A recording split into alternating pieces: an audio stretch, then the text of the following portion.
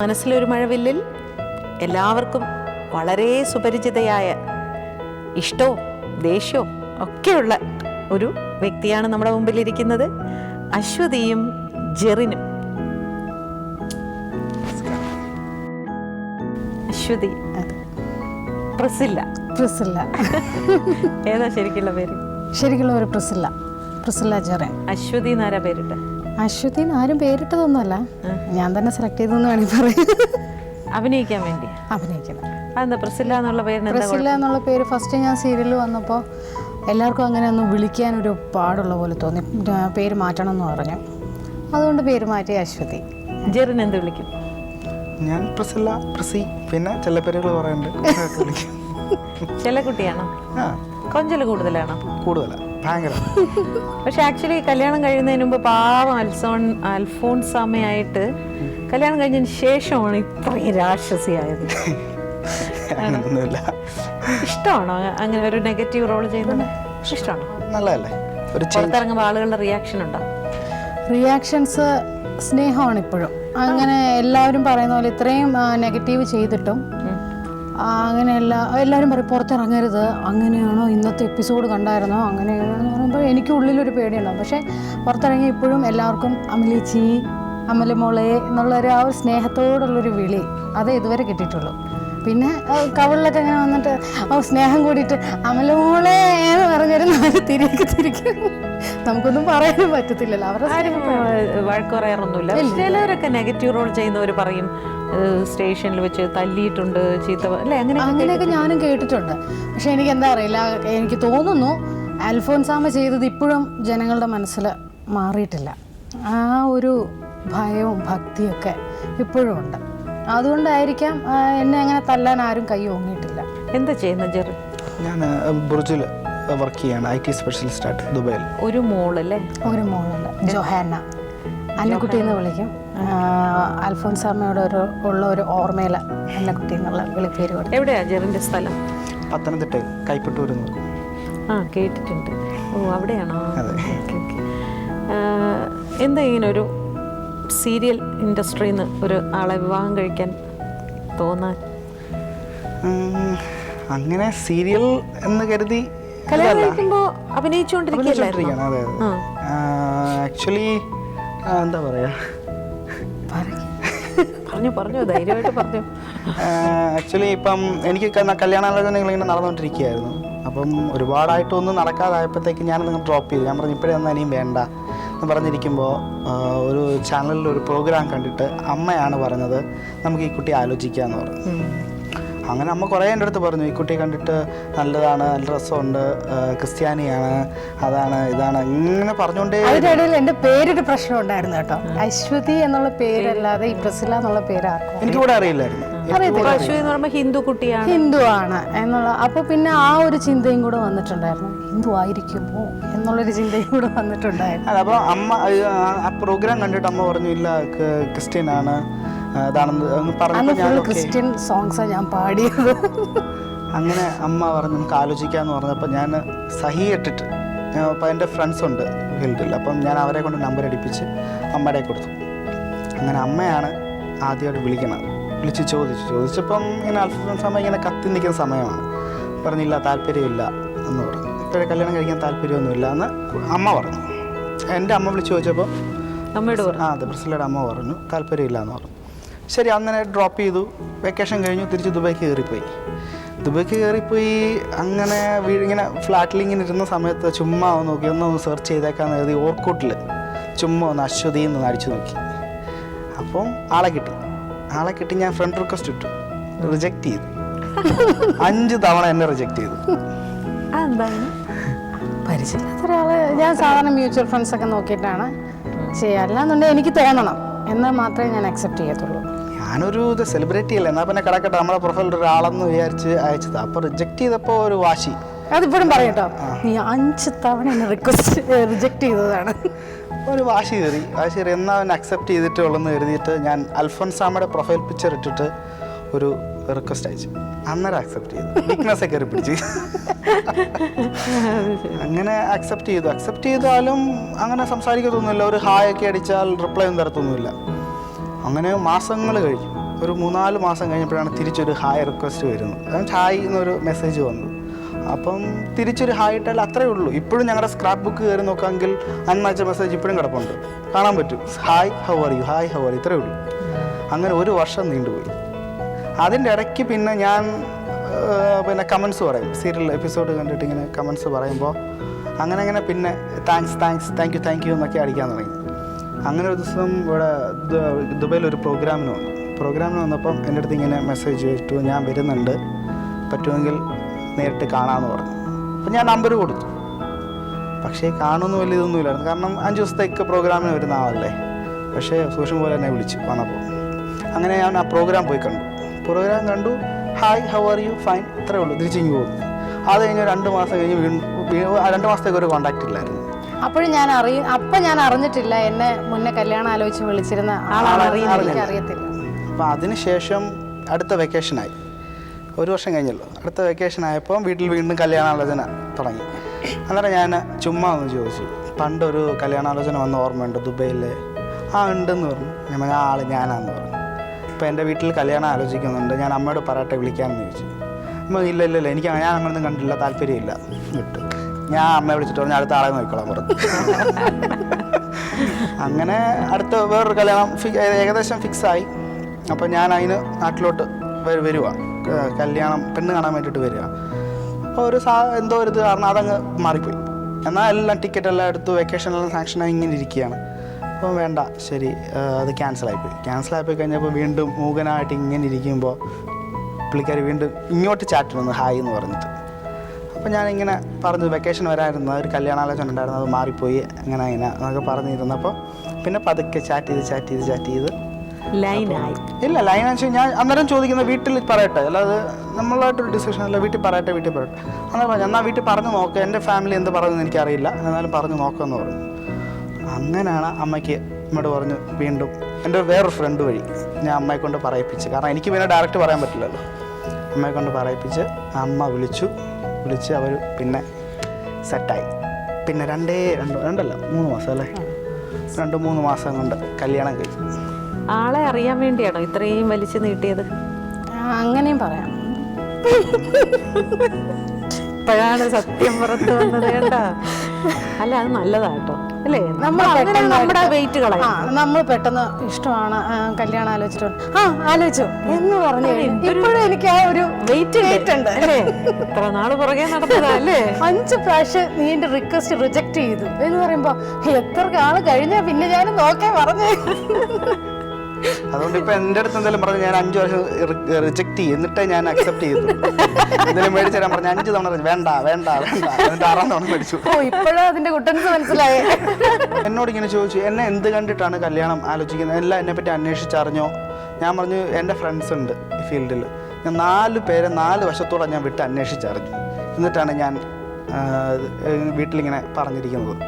അല്ലാതെ ഞാൻ കണ്ണടച്ചൊന്നും ഞാൻ ചെയ്യില്ല. കാരണം വളരെ ഓർത്തഡോക്സ് ആയിട്ടുള്ള ഒരു ഫാമിലിയിൽ ഇപ്പോൾ സീരിയൽ ഫിലിം ഫീൽഡ് എന്നൊക്കെ കേൾക്കുമ്പോൾ ചിലപ്പോൾ ഒരു ഇത് തോന്നുമായിരിക്കാം, പക്ഷേ വളരെ സപ്പോർട്ടീവാണ്. പണ്ട് മുതലേ അങ്ങനെ ആ ഒരു ഇതിൽ വന്നത് കൊണ്ടായിരിക്കും, അതുമായിട്ട് ഒരു ബന്ധം ഉണ്ടായിരുന്നില്ല. അതുകൊണ്ടാണ് ഞാൻ ചോദിച്ചത്, അന്വേഷിച്ചോ കാര്യങ്ങൾ, ഞാൻ ഫീൽഡാണെന്നുള്ളത് അറിയാലോ എന്നുള്ളതെല്ലാം ഞാൻ പറഞ്ഞു. അപ്പോൾ ഞാൻ 4 വശത്തോടെ എങ്ങനെയൊക്കെ എല്ലാം അന്വേഷിച്ചറിഞ്ഞിട്ട് തന്നെയാണെന്ന് പറഞ്ഞു. പക്ഷേ ആ അന്വേഷിച്ചറിഞ്ഞ കൂട്ടത്തിൽ ഒരു കാര്യം മാത്രമേ ഉള്ളൂ തെറ്റിപ്പോയത്, പേര് ഞാൻ പേരാർക്കും അറിയത്തില്ല. എല്ലാം അറിഞ്ഞു, അപ്പോൾ ഞാനിങ്ങനെ പറഞ്ഞാൽ ഇന്ന കാര്യങ്ങൾ അന്വേഷിച്ചു, ഇന്ന കാര്യങ്ങൾ അറിഞ്ഞു, ഇതാണെന്നൊക്കെ അറിഞ്ഞിട്ട് എന്നാൽ ഒരു കാര്യം അറിഞ്ഞോന്ന് ചോദിച്ചു, എന്താ എൻ്റെ പേരെന്താ? അശ്വതി. അല്ല, അതുമല്ല.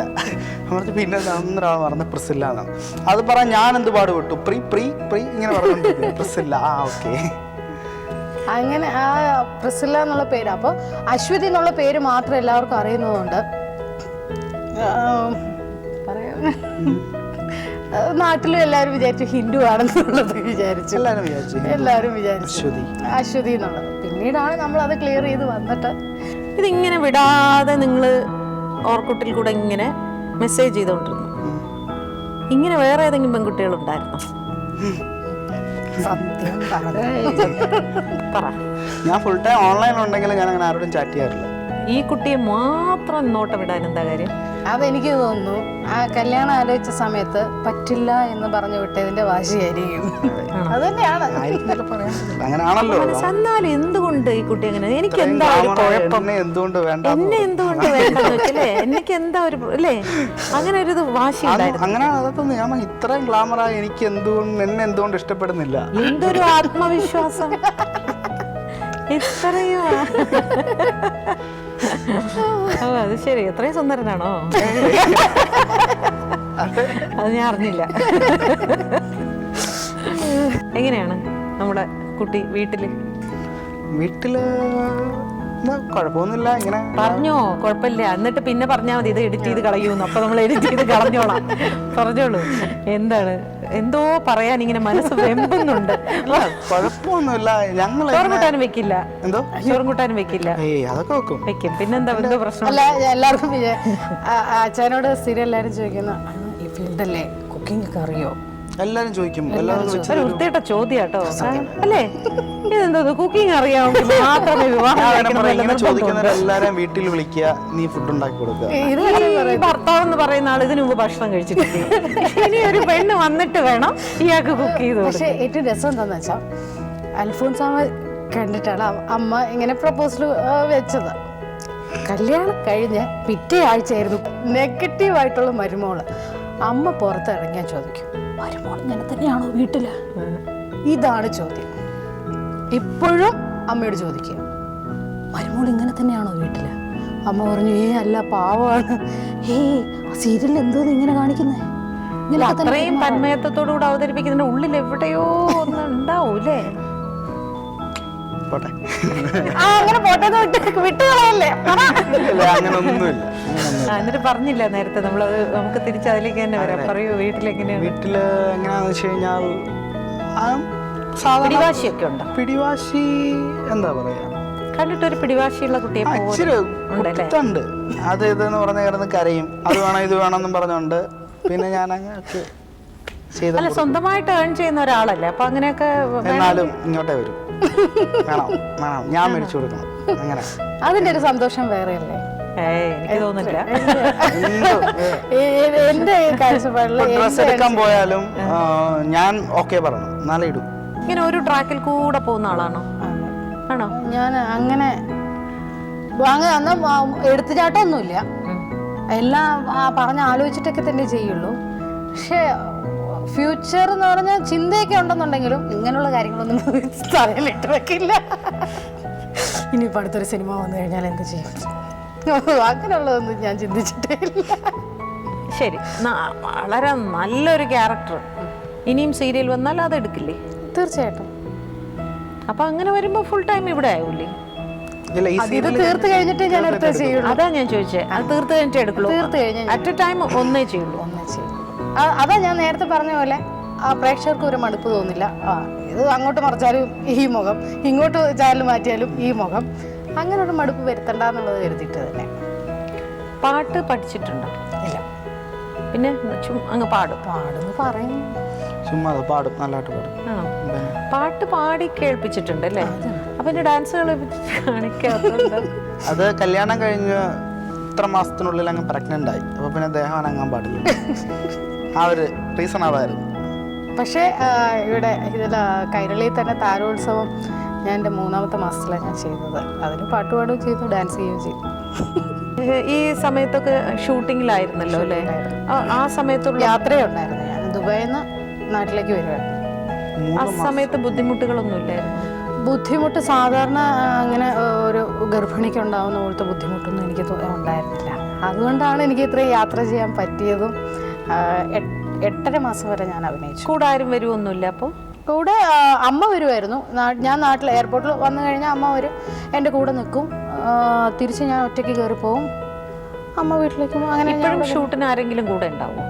ഇപ്പോൾ മെയ്ഡ് മാത്രമേ ഉള്ളൂ കൂടെ. അത്രയോ? ഇനി എന്താണ് ഫ്യൂച്ചർ പ്ലാൻ? എന്താണ് ഫ്യൂച്ചർ പ്ലാൻ? എന്ത് ചെയ്യും? ഒരു കുറേ നാൾ കഴിയുമ്പോൾ നമുക്ക് സീരിയലിൽ അവസരം ഇല്ലാതെ പോയി, അപ്പൊ എന്ത് ചെയ്യും? ഇപ്പോൾ ഞാൻ കുറച്ച് സിസേറിയനൊക്കെ ആയിരുന്നു. അപ്പോൾ അതൊക്കെ കഴിഞ്ഞപ്പോൾ എനിക്ക് എക്സസൈസ് പറ്റിയില്ല, ഡാൻസിങ് പറ്റിയില്ല, ഒന്നും പറ്റിയില്ല. അപ്പോൾ സീരിയൽ ഇല്ലാന്നുണ്ടെങ്കിൽ ഞാൻ ഡാൻസിലേക്ക് വീണ്ടും കിടക്കും. പണ്ട് പഠിച്ചതിന് ഒന്നുകൂടെ പൊടി തട്ടിയെടുക്കും. അപ്പൊ കാണാം. അപ്പൊ കാണാം. അല്ല, അതിനാണ് എന്നെ നല്ലപോലെ പ്രോത്സാഹിപ്പിക്കുന്നുണ്ട്. നീ ഇപ്പോഴും ഡാൻസ് തുടങ്ങാം. എൻ്റെ ഫിസിക് മെയിൻറ്റെയിൻ ചെയ്യാൻ പറയുന്നത് ഏറ്റവും കൂടുതൽ അടി ഉണ്ടാക്കുന്നത് അച്ഛനാണ്. ഞങ്ങൾ തമ്മിൽ വഴക്കുണ്ടാവുന്നുണ്ടെന്നുണ്ടെങ്കിൽ ഇതിനാണ്, ഈ ഒരൊറ്റ കാര്യത്തിനാണ്. ഒന്ന് മെയിൻറ്റെയിൻ ചെയ്യുക. എന്താ കുറയ്ക്കാൻ തോന്നാത്തതൊന്നുമല്ല. എല്ലാ ദിവസവും രാത്രി തോന്നും നാളെ മുതൽ ഡയറ്റ് എക്സസൈസ്. കുറച്ച് കഴിഞ്ഞിട്ട് പറയാം എന്തായാലും നാളെ മുതൽ ഡയറ്റ് അല്ലേ, എന്നാ ഇന്ന് KFC ഓർഡർ ചെയ്യാം. രാത്രി KFC. രാവിലെ എഴുന്നേക്കാൻ പറഞ്ഞാൽ എഴുന്നേക്കില്ല, എഴുന്നേക്കാൻ തോന്നുന്നില്ല. അപ്പൊ കഴിഞ്ഞു, ആ ദിവസവും തീർന്നു. ഇങ്ങനെ എല്ലാ ആഴ്ചയിലും പറയും നാളെ മുതൽ ഡയറ്റ്, അപ്പൊ ഇന്ന് KFC. അതാണ്. പക്ഷേ നമ്മളൊരു പ്രൊഫഷൻ ചെയ്യുമ്പോൾ ഇത്തരം കാര്യങ്ങൾ നമ്മൾ ശ്രദ്ധിക്കണം. അതാണ് നമ്മൾ ആ പ്രൊഫഷന് കൊടുക്കുന്ന റെസ്പെക്ട്. ഇതെല്ലാം എനിക്ക് ഇങ്ങനെ വോയിസ് യൂസ് ചെയ്യുന്ന ഒരാൾ വോയിസ് ശ്രദ്ധിക്കുക എന്ന് പറയുന്ന മാതിരി ആക്ട് ചെയ്യുന്ന ഒരാൾ അവനവൻ്റെ ഫിസിക് ശ്രദ്ധിക്കുക എന്നുള്ളതാണ്. നമ്മളത് തോന്നിയ മാതിരി വിടുക എന്ന് പറയുന്നത്. ആക്ച്വലി എനിക്കും ആഗ്രഹമുണ്ട് കുറയ്ക്കണം എന്നുള്ളത്. ഞാൻ ഒരിടയ്ക്ക് ഫുഡൊക്കെ ഒന്ന് മെയിൻറ്റെയിൻ ചെയ്യാൻ നോക്കി, പിന്നെയും കളിയാക്കുക. ഫുഡ് മെയിൻറ്റെയിൻ ചെയ്യാൻ നോക്കിയാലും അങ്ങ് കളിയാക്കുക. അച്ഛനല്ല, ഞാനല്ല. നമ്മൾ ഫുഡ് മെയിൻറ്റെയിൻ ഇപ്പൊ എത്രയും കഴിച്ചാൽ ഉടനെ തടി കുറയും. അപ്പൊ ഞാൻ എന്റെ വാശി വരുവേ, ഞാൻ കൂടുതൽ എടുത്തിട്ട് കഴിക്കും. ആരെങ്കിലും എന്തെങ്കിലും പറഞ്ഞോട്ടെ അല്ലേ, നമ്മളെ നോക്കാൻ നമ്മളല്ലേ. ആക്ച്വലി എൻ്റെ അടുത്തും ഇങ്ങനെ എനിക്ക് നല്ല തടിയാണ്, 85 ഉണ്ടായിരുന്നു ഞാൻ. എൻ്റെ അടുത്ത് ഇങ്ങനെ കളിയാക്കി ഇപ്പം കല്യാണ ആലോചന ഒന്നും നടക്കാതായപ്പോഴത്തേക്ക് എല്ലാവരും പറഞ്ഞു തടി കൊണ്ടാടാ, അതാണ് ഇതാണെന്ന് പറഞ്ഞു. അപ്പം ഞാൻ പോയിട്ട് ഡയറ്റ് ചെയ്ത് 2 മാസം കൊണ്ട് 69 കിലോ ആക്കി. ഡയറ്റ് ചെയ്ത് എക്സസൈസ് ജിമ്മിൽ പോയി എല്ലാം വാശിയോടുകൂടി ചെയ്തു. അടുത്ത വെക്കേഷൻ വന്നപ്പോൾ ചോദിച്ചു കൊച്ചി ഇറക്കണമെന്ന് കല്യാണം കഴിക്കുന്നത്. കല്യാണത്തിന്റെ സമയത്ത് കല്യാണമൊക്കെ കഴിഞ്ഞപ്പോ ഞാൻ ഒരു ഫുൾ പാക്ക് കൊടുക്കാം. ഞാൻ ഒരു പാക്കായി നിൽക്കും. അതിങ്ങനെ ബർഗറൊക്കെ ഓർഡർ ചെയ്യുമ്പോൾ ഞാൻ പറയാം ഒരെണ്ണം ഓർഡർ ചെയ്ത് നീ കഴിച്ചു, എനിക്ക് വേണ്ടെന്ന് പറഞ്ഞാൽ കേൾക്കില്ല. വേണ്ട കഴിക്ക്. എന്നിട്ട് ഇങ്ങോട്ട് വരാൻ നേരത്തെ എൻ്റെ അടുത്ത് പറയാ 6 പാക്ക് ആക്കിയിട്ട് വന്നാൽ മതി. 1 മാസം കൊണ്ട് ഞാൻ ആക്കാം. ഈ സീരിയലിൽ ആക്ട് ചെയ്യുമ്പോൾ അല്ലെങ്കിൽ ഓരോരോ എപ്പിസോഡ് കാണുമ്പോൾ അമ്മായിയമ്മ സജഷൻസ് പറയും? ഇല്ല, അമ്മ കാണാറുണ്ട്. സജഷൻസ് ഒന്നും എങ്ങനെ ഇതുവരെ പറഞ്ഞിട്ടില്ല. അമ്മയോട് ഓരോരുത്തർ ചോദിക്കുന്ന കാര്യങ്ങൾ അമ്മ എൻ്റെ അടുത്ത് പറയും. ആരോടായിരിക്കും നമ്മൾ ഇതിനെക്കുറിച്ചൊക്കെ ഒരു അഡ്വൈസ് ചോദിക്കുന്നത്? ഇദ്ദേഹമാണ് ജീവിതത്തിൽ എല്ലാം, ഇദ്ദേഹമാണ് എല്ലാം ഉപദേശിക്കുന്നത്. അതെ, എൻ്റെ നെഗറ്റീവും പോസിറ്റീവും എല്ലാം. എന്താണ് നെഗറ്റീവ്? പോസിറ്റീവ് അവിടെ ഇരിക്കട്ടെ, എല്ലാവരും ഭാര്യമാരെ കുറിച്ച് പോസിറ്റീവ് അവിടെ ഇരിക്കട്ടെ. മൊത്തത്തില് ആക്ടിങ്ങിലും ക്യാരക്ടറിലും ഉള്ള നെഗറ്റീവ് എന്താണ്? നെഗറ്റീവ് എന്ന് വെച്ച് കഴിഞ്ഞാൽ എന്താ, ദൈവം തന്നിരിക്കുന്ന കഴിവ് അങ്ങോട്ട് മൊത്തത്തിൽ എടുക്കുന്നില്ല ആള്. അഭിനയം ഉണ്ടെന്നുള്ളതേ ഉള്ളൂ, കൂടുതലായിട്ടൊന്നും ചെയ്യുന്നില്ല. ഇപ്പം പാട്ട് പാടാം, ഡാൻസ് ചെയ്യും, അതൊന്നും അനങ്ങുന്നില്ല. അതിനെപ്പറ്റി എത്ര നാളായിട്ട് പറയും, ഒന്നും അനങ്ങുന്നില്ല. പിന്നെ തടി മെയിൻറ്റെയിൻ ചെയ്യണം, ബോഡി നല്ലതായിട്ട് നോക്കണം എന്ന് പറഞ്ഞാൽ അത് ചെയ്യില്ല. പക്കാനായിട്ട് പോസിറ്റീവ് എന്താണ്? സ്നേഹമുള്ള കുട്ടിയാണ്, അതൊക്കെ തന്നെ അല്ലേ. പാവമാണ്. തർക്കുത്തരം പറയോ? ദേഷ്യം വരുമോ? പിന്നെ ദേഷ്യം എന്ന് വെച്ച് കഴിഞ്ഞാൽ നമ്മളിങ്ങനെ എന്തെങ്കിലും ഇപ്പം അത് തന്നെ വണ്ണത്തിൻ്റെ കാര്യം ഇതെന്ത് കഴിക്കുന്നത് അങ്ങനെ ഇങ്ങനെ മുന്നോട്ട് പറഞ്ഞതല്ല അങ്ങനെയല്ല ഇങ്ങനെ പറഞ്ഞ ഒന്നും കേൾക്കില്ല. അപ്പോഴത്തേക്ക് ദേഷ്യം കയറും. പിന്നെ എന്താ ചെയ്യാന്നുള്ളത്, പിന്നെ നേരത്തെ പറഞ്ഞ മാതിരി എവിടെയോ ഒരു അമല ഫുഡ് വരട്ടെ. എനിക്ക് ദേഷ്യം വരത്തില്ല, അതിങ്ങനെ പറഞ്ഞല്ലേ. അല്ല, ഇതിന്റെ കാര്യം പറയുമ്പോഴേ ഉള്ളൂ, പിടിച്ചാൽ കിട്ടില്ല. വണ്ണത്തിന്റെ കാര്യം പറയുമ്പോൾ മാത്രമേ ഉള്ളൂ. എല്ലാവരും കൂട്ടത്തിൽ എനിക്ക് അച്ഛനും കൂടെ പറയുമ്പോ എനിക്ക് അങ്ങോട്ട് വരും ഒരു ദേഷ്യം വരുമ്പോ ഞാൻ എന്താ ചെയ്യുന്നതെന്ന് അറിയാം. എന്തായാലും എന്നെ കുറിച്ച് എന്റെ വണ്ണത്തെ കുറിച്ച് പറയില്ല, തിന്ന് കാണിച്ചു അവിടെ എന്തെങ്കിലും ഉണ്ടാവും, എടുത്ത് കഴിക്കും, എല്ലാം എടുത്തിട്ടാണ് കഴിക്കും. അപ്പൊ ഞാൻ കുറച്ച് മെനൂസ് ഉണ്ട് അവിടെ, മെനു ഓർഡർ ചെയ്യുന്ന മെനൂസ്, ആ മെനൂസിന്റെ ബുക്ക് എടുത്ത് കയ്യിലോട്ട് ഓർഡർ ചെയ്തോളാം. ഓർഡർ ചെയ്തു കഴിച്ചു. എന്തൊരു ഇല്ല, അങ്ങനെ ദേഷ്യം വരില്ല. എനിക്ക് കൂടുതൽ ദേഷ്യം വരുന്ന കാര്യം എന്നെ കളിയാക്കരുത്. ജെറിൻ പാടില്ല? ഇല്ല, ഞാൻ വീട്ടിൽ പാടും എനിക്ക് കേൾക്കാൻ വേണ്ടിട്ട്. എനിക്ക് ആദ്യമായിട്ടൊരു പാട്ട് പാടി തന്നിട്ടുണ്ട്, അതോടെ നിർത്തി. അശ്വതി പറഞ്ഞു ഇനി പാടാം. ഞാൻ ഒന്നും അറിയാതെ പറഞ്ഞു പോയത്. പിന്നെ അതിനുശേഷം പാടിയിട്ടില്ല. അത്ര ഞാൻ പിന്നെ അതിനുശേഷം വളരെ സ്നേഹത്തോടെ ഒന്ന് പറഞ്ഞു നോക്കി. പിന്നെ ഈ വായന പാട്ട് വന്നിട്ടില്ല. എന്നാലും അല്ലാതെ ഹേർട്ട് ചെയ്തല്ലേ. പക്ഷെ വേറൊന്നും കണ്ടല്ല, കരോക്കെ ഒക്കെ ഇട്ട് വളരെ ഭംഗിയായിട്ടാണ് പാടി തന്നത്. പക്ഷെ നമ്മൾ സാധാരണ പ്രത്യേകിച്ച് മലയാളികൾക്കാന്ന് തോന്നുന്നു, ഇപ്പൊ നല്ലത് കണ്ടാലും നമ്മളൊരു തമാശക്ക് ചിലപ്പോൾ പറയും ഇനി പാടരുത് എന്ന് നമ്മൾ അങ്ങനെ പറഞ്ഞാണ്. അതുപോലെ ഞാനൊന്ന് പറഞ്ഞു പോയതാ. പക്ഷെ അതിനുശേഷം പാടിയിട്ടില്ല. എത്ര എൻ്റെ ഒരു സ്നേഹം ഉണ്ടെന്നുണ്ടെങ്കിലും ഒരു പാട്ട് മാത്രം പാടിത്തരില്ല. സെൻസിറ്റീവ് ആണ്. സെൻസിറ്റീവ് ആണ് അല്ലേ? സെൻസിറ്റീവ് ആണെന്ന് വെച്ച് കഴിഞ്ഞാൽ നമ്മൾ ഒരുപാട് സ്നേഹിക്കുന്നവര് ചെറിയൊരു കാര്യം പറഞ്ഞു കഴിഞ്ഞാൽ എനിക്ക് ഹേർട്ട് ചെയ്യും. അല്ലാതുള്ളവർ പറഞ്ഞു കഴിഞ്ഞാൽ അതുകൊണ്ടാണ് ഇഗ്നോർ ചെയ്യും. അതുകൊണ്ടാ. പക്ഷെ ഞാൻ അങ്ങനെ ഒന്നും മനസ്സിൽ വെച്ചിട്ടല്ല പറഞ്ഞത്. എൻ്റെ ഒരു കുട്ടിക്കുറുമ്പുണ്ട്, ഇനി പാടരുത് കേട്ടോ എന്ന് പറഞ്ഞു. അയ്യോടാ, ഞാൻ ചുമ്മാ പറഞ്ഞല്ലേ, ഇനി പാടാം. ഏടാ ഇപ്പൊ പറഞ്ഞില്ലേ? അതാ ഞാൻ ഏറ്റവും പറഞ്ഞു. അതെ, ഇനിയിപ്പോ അതൊക്കെ പാടി വരാം. ഇനി പാടിക്കോളൂ. പാടിക്കോളൂ. ഒരു മലയാളം പാട്ട് പാടും. അച്ഛൻ എനിക്ക് പാടി തന്ന പാട്ട് തന്നെ പാടാം. ജെറിൻ കൂടെ പാടിക്കോളൂ. പാടിക്കാം എന്നാലെങ്കിലും ഞാൻ കേക്കട്ടെ.